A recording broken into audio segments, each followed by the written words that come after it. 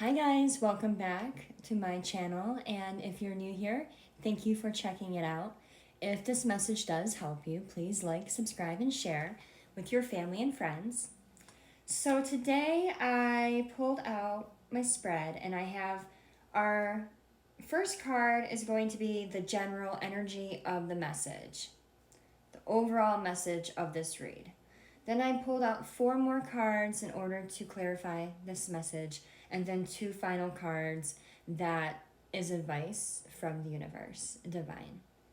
So let's begin with card number 1. The first oracle card pulled out is from Black Moon Astrology Cards by Susan Shepard, and the card is number 7. So 7 might be a life path number for you. It could be the day you were born, it could be an anniversary, it could be the month you were born, it could symbolize really anything, but if it does connect with you, that's the number of the card. And it is Jupiter, abundance. So let's really quick take a look-see into the guidebook with this deck and see what they have to say in regards to this card. And I want you to take a quick look at the picture. And I do realize right now that this is in reverse, unless I'm able to edit it and reverse it the other way for when I post. Still getting used to the tech and all that. So look at all the colors. Look at the lightning. I know we've also been having a lot of storms coming through if you're a part of the USA. As of recent, across the nation. So a lot of energy is going on in our part of this world right now. We see it, we feel it. But let's take a see. It says here, the lips of the wise are as doors of a cabinet. No sooner are they opened, but treasures are poured out before thee. The lips of the wise. Lots of things can be hidden behind closed doors, can't they? Lots of stuff can be hidden inside of a cabinet that no one would ever even know exists unless it is opened and looked through. You're being called to share what you have with the world. You're being called to pour out all those things that are hidden about you through your lips. You need to speak. You need to share. You need to open up. Expect doors to swing open. By far the largest and most magnanimous of all the heavenly bodies in our solar system, in the Roman pantheon, Jupiter was referred to as the king of all gods. Jupiter corresponds to the Greek Zeus and the Norse god Odin.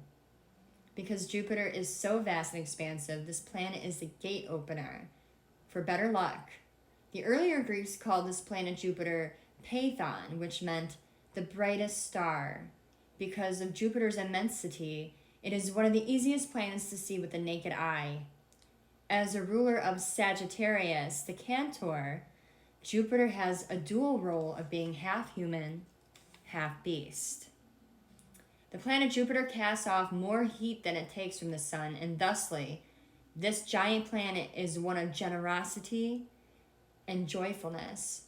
In astrology, it is the great benefic, the soother of hurts and bruises, the promises of period of good fortune when hard luck is coming to an end.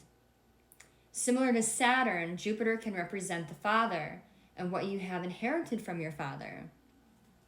When the energy of Jupiter enters your reading, you can be assured luck is on your side and fortune shines on you. You are being given not only a gift, but also a lift, if not divine help. Blocks are being removed as you wield influence through your own positivity and goodwill. This certainly an astrological lucky break, but you won't be able to kick back and rest on your laurels. Instead, you will be required to attend what you set into place and keep the positivity and attention flowing. You must continue to nurture the energies to the projects or events you have started, otherwise they could fall into entropy and decay. When it comes to providence and fortune, there is always a payment due, some toil or sacrifice on your part, so do keep this in mind. You are on your way, just don't neglect things or become lax in your endeavors, which are traits of Jupiter as well, meaning the possibility of taking important matters for granted. If you feel at the moment you are in the dark period and you have drawn the Jupiter card, be assured blessings are on their way. Doors are opening. With generosity and in faith, it is time to walk through them. The Jupiter card gives a positive spin to any reading. Keep this in mind regardless of the surrounding cards. So, the corresponding card from an original tarot deck is the Wheel of Fortune. So if you understand tarot and you understand what the Wheel of Fortune means, you know that right now, opportunities are all around. It really is a matter of you taking control and being conscious about it, being present and aware. Awareness is always key. So the key ideas with this card is change in luck, fortune, high ideals, sense of purpose, the strength to go on. So after that, I pulled several oracle cards from a new deck of mine, What's the Vibe? Here's what the box looks like. What's the vibe? The first card out is today. Good vibes, now, in the moment. You're coming out of a period of time where you really thought things through to a point of obsession.